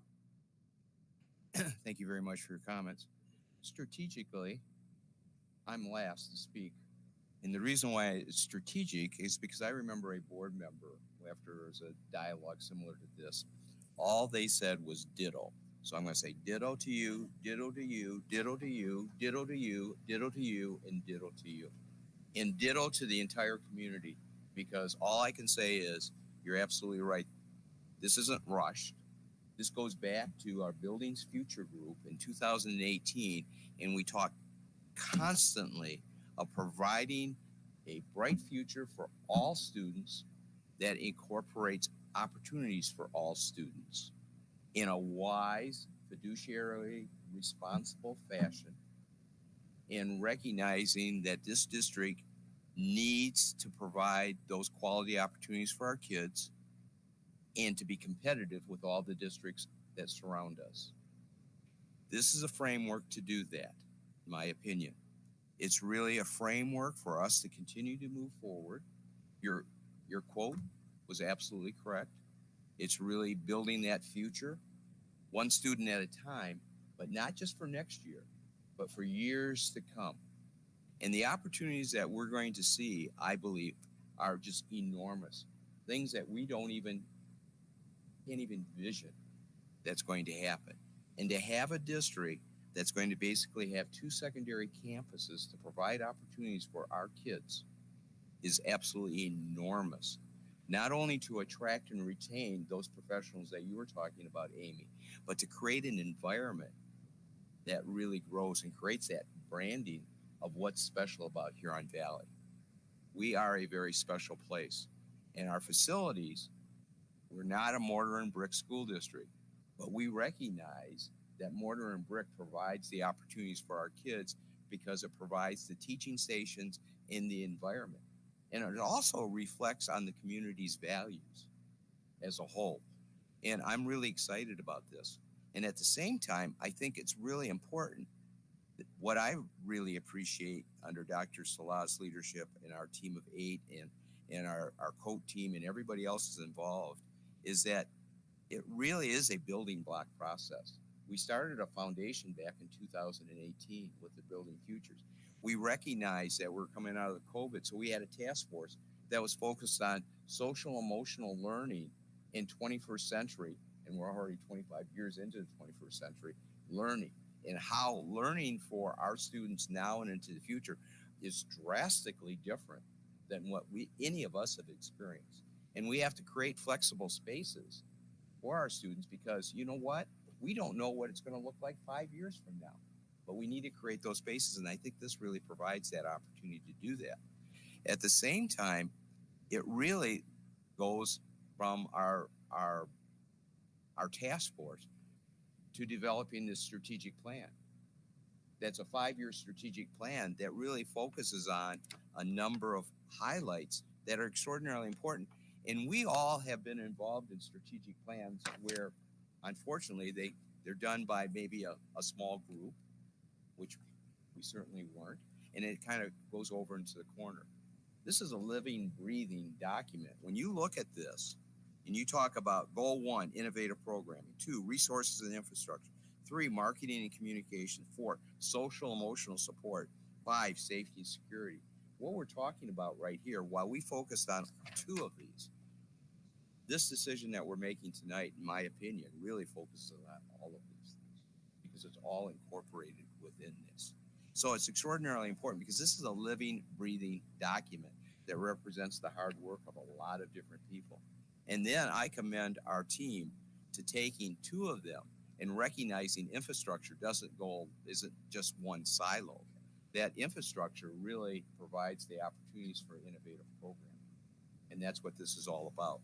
And is it dollar and cents? I'm a CPA. Of course I'm going to look at dollar and cents, but there's more to it than that. There's a lot more to it than just dollars and cents. It really boils down to opportunities. Am I fiscally conservative? Absolutely. I think it's extraordinarily important to be able to do this in a package that our citizens can afford. And a no tax rate increase is extraordinarily important to me as a senior, to me as a taxpayer, and to me as one of 8 people sitting up here. So I commend everyone as it relates to this. This is not a rush decision. This is an opportunity for us to move forward, but it's something that's been in the works for several years. I'm really excited about it. And I do commend our team. I do commend Paul with Plant Moran Real Point because they played a critical role in this to give us the data to make it happen. I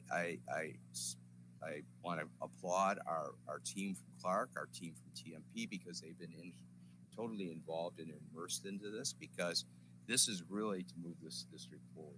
And you know what? This is a turning point in many ways for this district. And I'm just very excited about this. I know people might have differences of opinion, but the differences of opinions that I've heard isn't anything contrary to what's in the best interest of our kids. All right, that's the vision. The how might be a little bit different, and we might choose to agree to disagree. But I feel very good about our community supporting this and recognizing that maybe, you know what, everything in here isn't exactly what I'd want as an individual, but for the greater good and to provide opportunities for kids, it just makes sense. It just makes sense from my point of view. And with that, I supported us. So I said I wasn't going to say much, but once I get going, I said too much. That was a long ditto. It's a long. That was a ditto with 15 T's in it. Okay, so can you imagine if I didn't say ditto before? I'd still be going right now. I'm still going. So with that, is there any other comments? With that, we have a motion, correct? And we have a second. So with that, could I have a roll call, please? Absolutely. Ms. Cotter. For sure, yes. I am a yes. Ms. Grzynkowski. Yes. Ms. Dodd. Yes. Ms. Ryan. Yes. Mr. Dimick. Yes. And Mr. Wiseman. Yes. Motion passes. Very good. Next on the agenda is thank you, I'm trying to find my agenda. 2024 Bond Initiative, Exhibit C, Dr. Salam. Thank you, Mr. President. We have discussed this a little earlier under my comments this evening. I don't have any other specific questions at this point. We're happy to take any of those questions Mr. Van Gotham, have you received additional questions or do you have anything else to share under this particular topic since our last board meeting? No, I do not. So we would ask the board to approve the bond proposal as presented. Yeah, I'll follow the same format as I suggested before. I'll take a motion and then a second, and then we'll open it up for discussion. Do I have a motion to accept this recommendation? I move the Board of Education approve the bond initiative as presented. Do I have a second? I will second. Okay.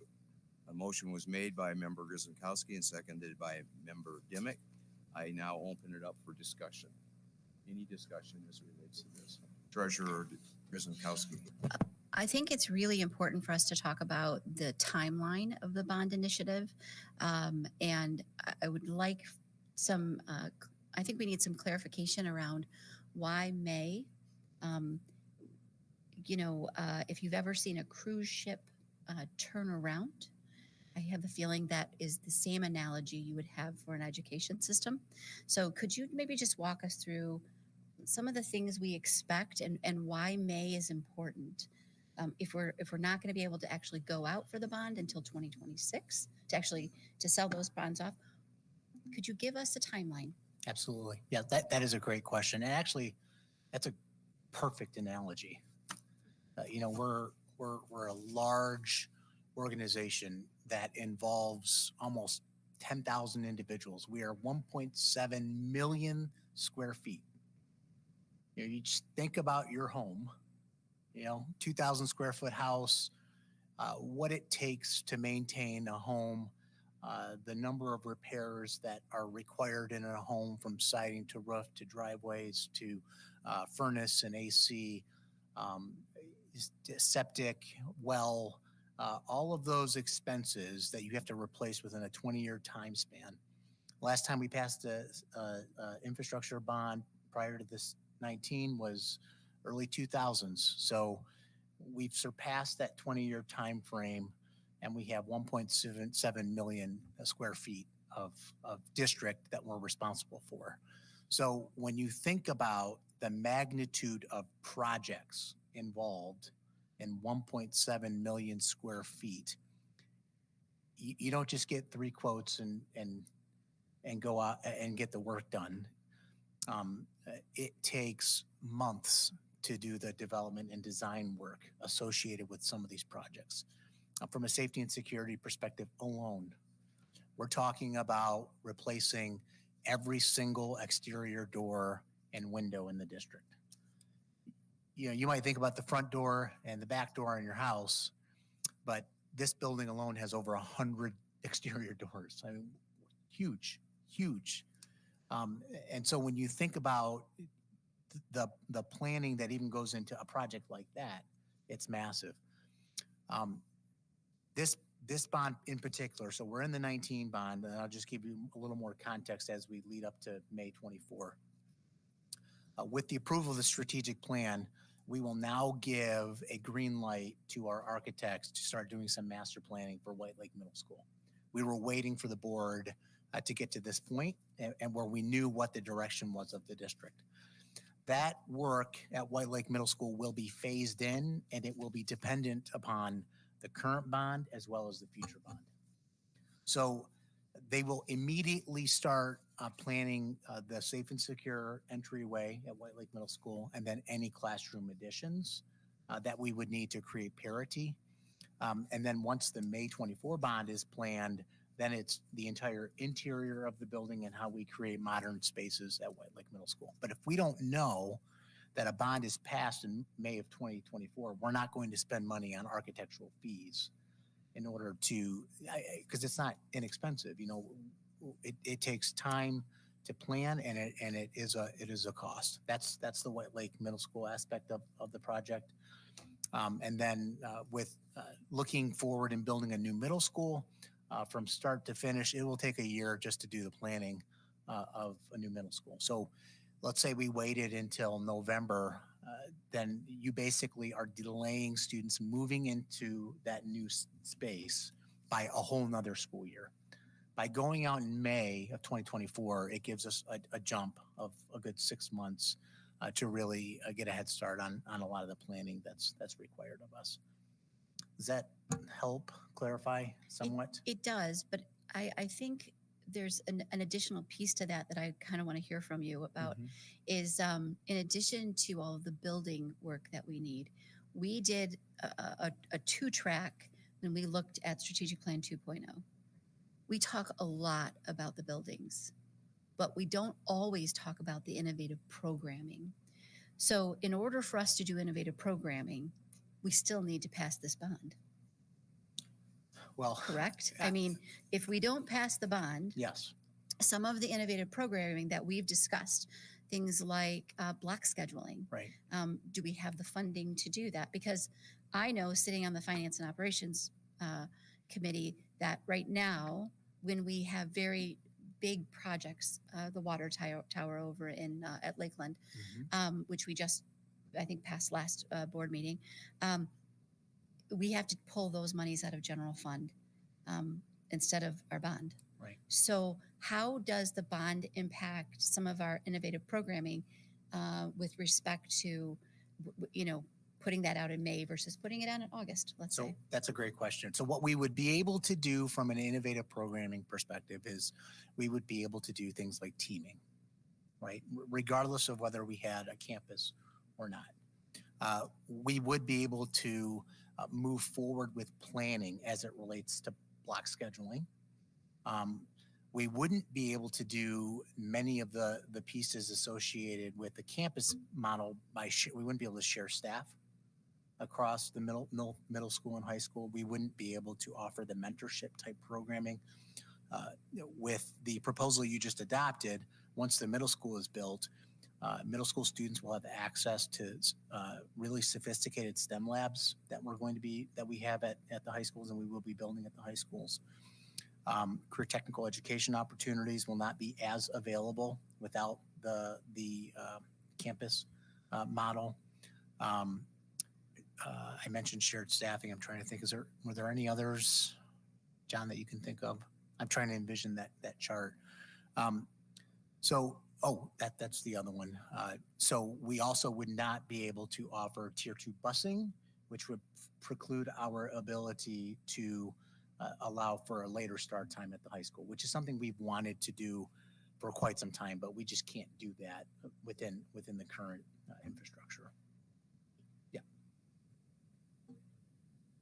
Any other questions, comments? Laura. Just a comment. Interestingly, most normal people don't know how schools are funded. It's sort of a mystery to figure out. And I think every state is a little bit does this a little bit differently. And it is the responsibility of the community to take care of the physical plant or bricks and mortar of a school district. We do not receive funding from the federal government, the state government, the county government for our physical plant of our buildings. All of that money comes from millage, bond, non-homestead programs that happen and are approved by our voters.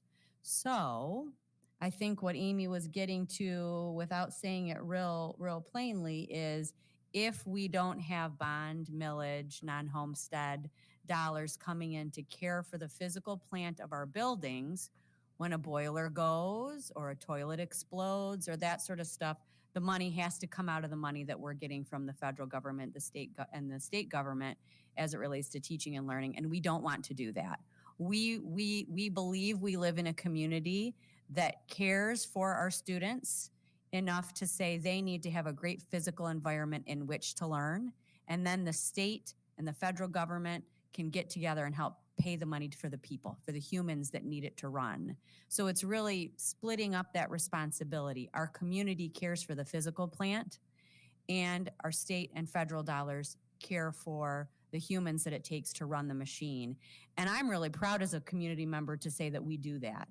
Do I wish that money came from someplace else to do this, that we didn't have to constantly go out to the community and ask?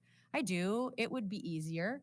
But also, I'm glad the community buys in. I think it's really important for the community to have an opportunity every once in a while to say, yeah, I think it's important that we all have skin in the game, whether we have kids who are being served in this district or not, because having a good educated populace makes the world of difference. And the other thing that I think is so important about this bond is continuing with some of the safety and security stuff that we've already started. Even in our elementary buildings that now look completely different from the outside, and your experience of getting into those buildings is completely different. We still could do more there to keep those kids safe. And I think we have a responsibility as a community to do that for those kiddos. So I know having to go out with our hands out is awkward, and I don't always love it, but it's the world in which we live in Michigan, in an educational environment. And for that, I'm proud to stand up and put my hand out and say, who else is willing to come in on this with us? Any other comments? Michelle? Jacob? Just one quick one to the, more to the fiscal aspect of it, to the homeowners. That was my question from the community was, what would we expect to save if we didn't, pardon me, if we didn't approve the bond? And essentially it's a little bit every couple of years because it doesn't all fall off at once. And it, in my opinion, the amount is not significant enough to warrant us not funding our school district and just letting it go willy-nilly. That was the only thing I had. Any other comments? I only have a couple. But truthfully, back in 2019, and we'll go back to Building Futures, we identified significantly more in projects than we could afford as a district with a no tax rate increase. So this is really a continuation of what we identified within that Building Futures. Dr. Salah has mentioned, and we've talked about the committee's recommendation. Well, their committee's recommendation was more than closing one middle school and building a new middle school on the campus. There were a number of other recommendations in there that help fund innovative programming. For example, consolidating the administration building into the high school, taking Harbor High School and moving it over and repurposing Oak Valley for that and closing another building.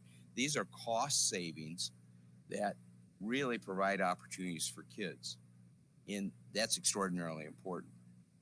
The other piece, from a planning standpoint, I always talk about instructional generations. Every year, that's a generation of students. You can't go back and repeat 5th grade because you didn't have this opportunity or that opportunity. If they don't have that opportunity in 5th grade, they move on to 6th grade. So from that perspective, it's important for us as a board, or for me as a board member, to assure opportunities for kids, to give the direction to our instructional leaders, the wherewithal to plan into the future as it relates to those things, as Laura said, that if we didn't have a bond issue, it would have to come out of the general fund.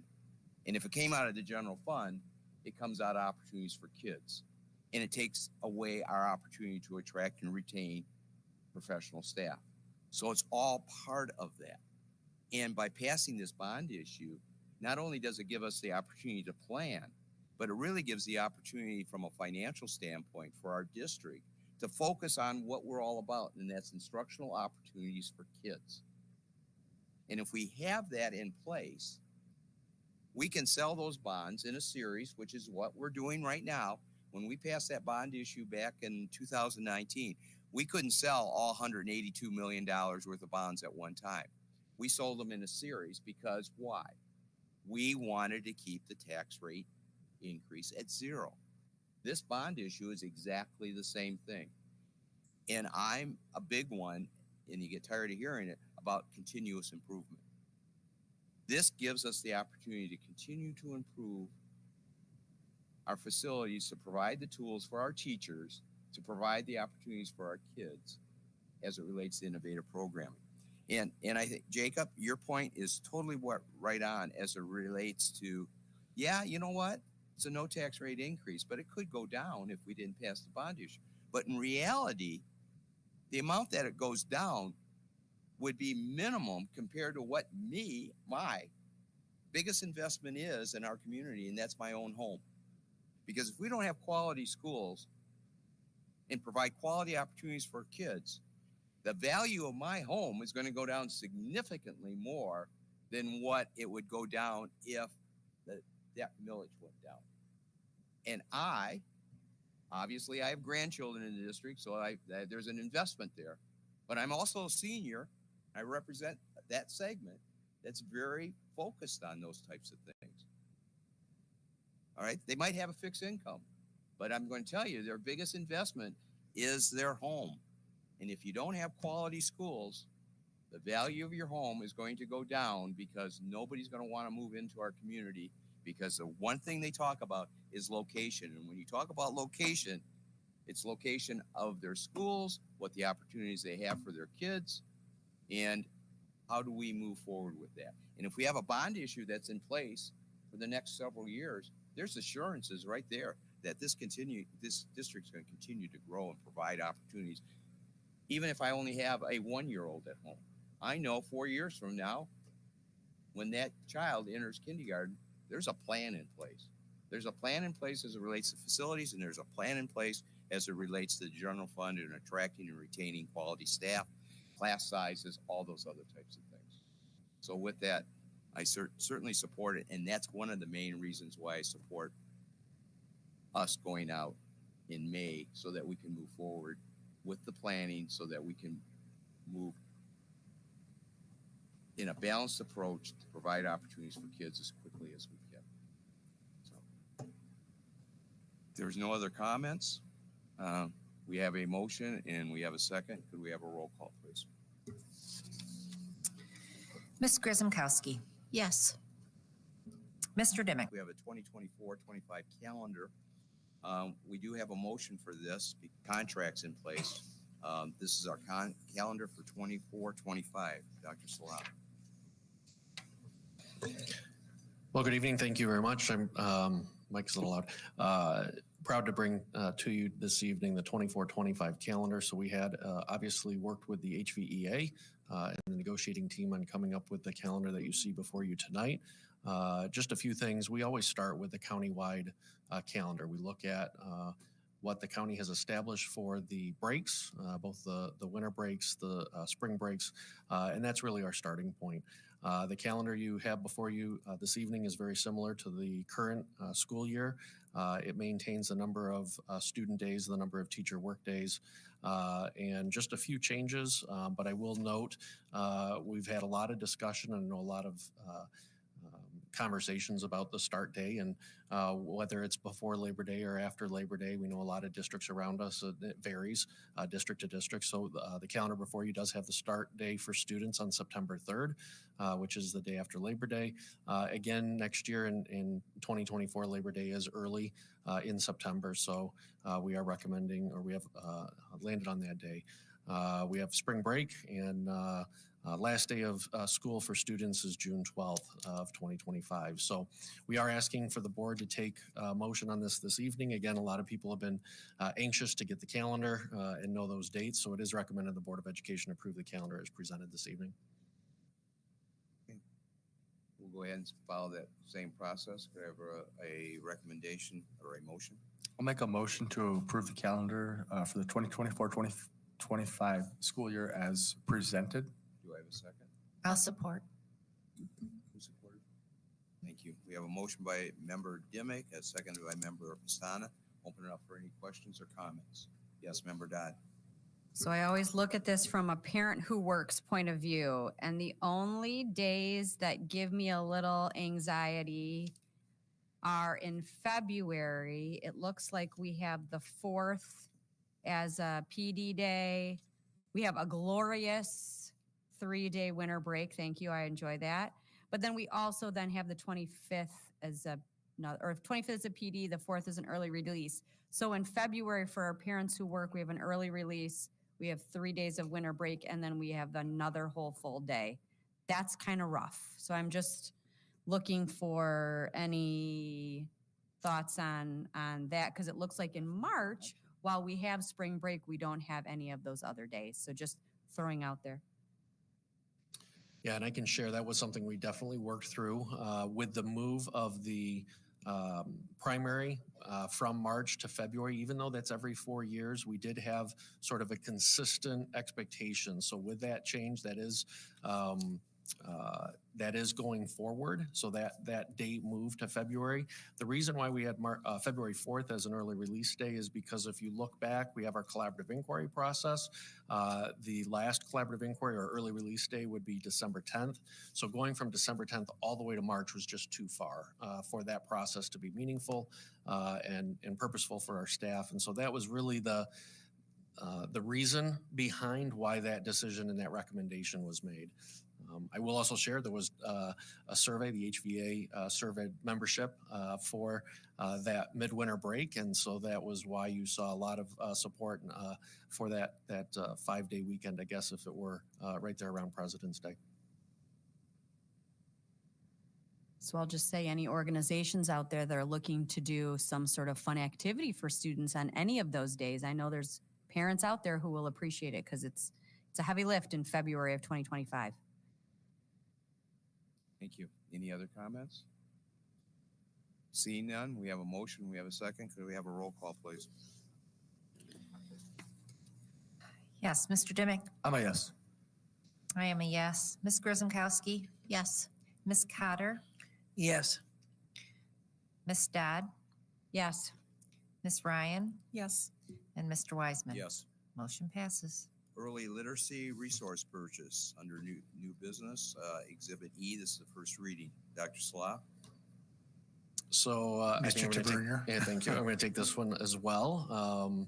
So we've received grant funds called Early Literacy. It's our Section 35A funds, and it really supports materials and resources in our elementary classrooms, our lower L, kindergarten, junior kindergarten through 3rd grade, with literacy. We have continued to update our curriculum in alignment with the state standards and adopt resources to align with those effective practices. At this time, our kindergarten through 3rd grade teachers are field testing the University of Florida Literacy Institute, or UFLI, you may have heard, phonics program. And as part of that program, our students are reading decodable passages during classroom instruction. The team along with our literacy coaches and our teacher leaders, have been working on a number of different resources for that early literacy instruction. And we've had a couple pilot programs in some of our buildings. We are looking at purchasing decodable sets for all of our classrooms and all buildings. And to support that, we would like to purchase additional sets. So to ensure that we have a complete set of resources in all of our schools, the district will need 8 sets of the kindergarten and 1st grade BEC decodables, which also includes take-home books to be used for Tier 2 interventions. Those are the students that are working individually with our coaches during WIN time. In addition, we're looking at purchasing 4 sets of the Flyleaf reading series for those buildings that have not yet piloted those. We are moving forward. The coaches have had an opportunity to review those resources. So it is recommended at our next board meeting that the board take action and approve the purchase of these early literacy resources. It's totaling about $37,300, just under that. And again, we'll be utilizing the 35A grant funds for that purchase. We do have the materials available in the office if you'd like to review or take a look at any of those materials that we're recommending this evening. Any questions? Yes. Why not? We did have the opportunity, I just want to say, to review the material at our last TLT meeting, and I'm a big fan of early literacy, and so I'm looking forward to voting on it next month.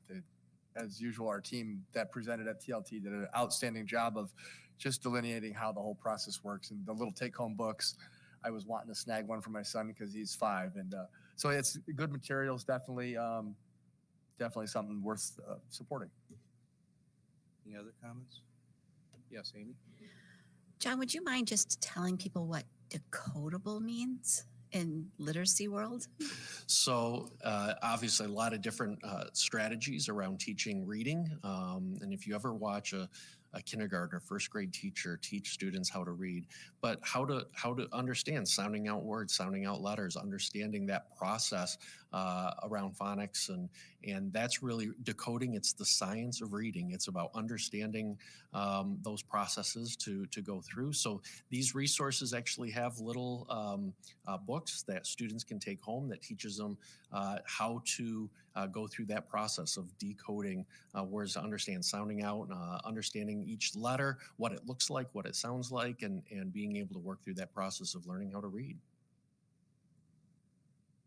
Any other comments? This will be available for us to take a look at in the next couple of weeks. I had just had a sidebar conversation. I think it would be worthwhile. It's just a suggestion that maybe you could have some of your instructional team come in and do a short presentation on the science of reading and how we know that it's really a topic of conversation, and there's a lot of changes and different outlooks. And what we're doing, I think we're doing a balanced approach. And I think this is part of it, going into the phonics piece of it. The question I have is early literacy, and I didn't pick it up, and it might be my fault.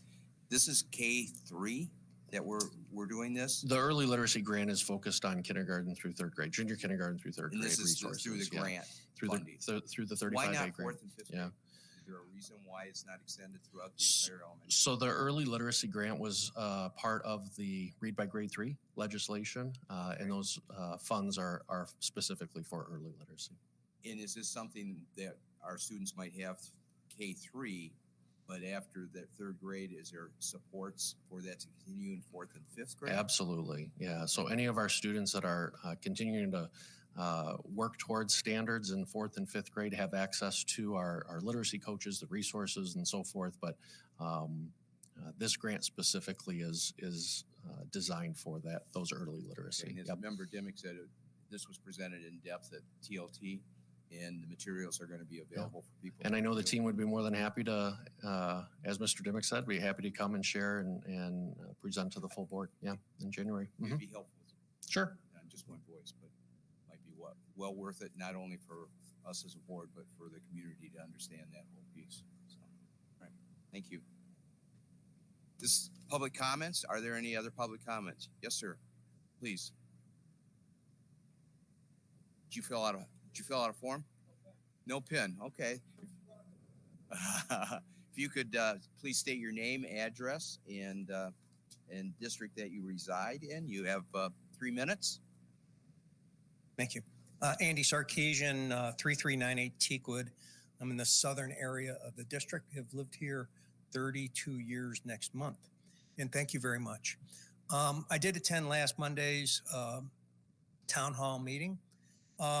And I understand the benefits of the campuses. My point right now is to reinforce that you're given a blessing on not having to go in February for the votes, okay? Because I believe you have a steep hill to communicate, and it's going to take more time. Maybe even, May or March might even be a challenge, to communicate not so much that end game on the campuses, but why one middle school versus the other. You got a newer middle school. I know there are a lot of dialogue back and forth at the town hall. And I don't do Facebook, but if you look at the Facebook comments that people have told me about because they read about the meeting, asked me about the meeting, there's a lot of people that commented afterwards on Facebook that didn't believe their questions were answered. So I just want to reinforce that you guys have a very steep communication challenge on this. In my business, we always challenged the numbers and would ask the team, what if you're only given X percent of the amount being asked? I say that because typically in government, and let's be honest, you guys are another form of government, the more money you have, the more money you're going to spend, and a lot of taxpayers feel that way. I believe nationwide, and I'm not sure what it is in our school district, but only about 17% of the households have school-age children, which means more than 80% of the households are funding, bringing money into the school system, but without kids in the school system. And so you need to think about not just the 20% that are in, I'm rounding off, but the other 80% that are providing funds in there and making sure we're giving them the best value. And property values, supporting it with excellent schools, absolutely. That's why we vote for these things. But really do challenge what's in 360 some million. Because the track record's not great, to be honest with you. Okay, you got to look at the other side here. It's been a love in, but we have kiddie pools at the high schools that aren't being used anymore because of issues with rusty banners and stuff like that. There's a school district in Battle Creek that is happily using desks and chairs that we thought were at the end of their life. They didn't. So we need to be really, really sensitive about that other 80% of the households and how we want to spend their money and really challenge the numbers. That's all. Thank you. Thank you. Barbara, Andy, filled out, please, so that we have it on record. Any other public comments? All right, good and welfare. Anything good and welfare? Yes, Laura? Actually, the folks from Oxbow helped me remember this, but I believe every social worker in our district really deserves a round of applause right now. They have been coordinating and organizing for our families really quietly behind the scenes all year long, but I know right now, especially, I went to Kurt's today, and outside of the social worker's office was just a pile of gifts that she was able to motivate people in the community to give. And those Kurt's kids who are in the place of being able to give were able to learn some great lessons there. And those kids who are going to receive stuff, who may not have otherwise received stuff, they're going to be in a great position too. And it's all because at the center of this is this caring group of adults who are making sure that that every one of our kids has an opportunity to feel special and loved right now. And I think that's such a wonderful thing. So I just want to put hats off to all the social workers and everybody in the buildings who gets to know these kids and helps coordinate this web of support, not just during the holiday season, but all season long. Thank you. Anything else? Yes, Amy? I just want to say happy holidays and only 4 more wake ups. Enjoy. Anything else? Not only happy holidays, but this is our last meeting for 2023. So happy New Year. I ask everyone to enjoy, as I said earlier, but a message to our students. Please be safe. All right? Please be safe. Please talk. Please listen. But please just be safe and enjoy your time off. With that, meeting's adjourned.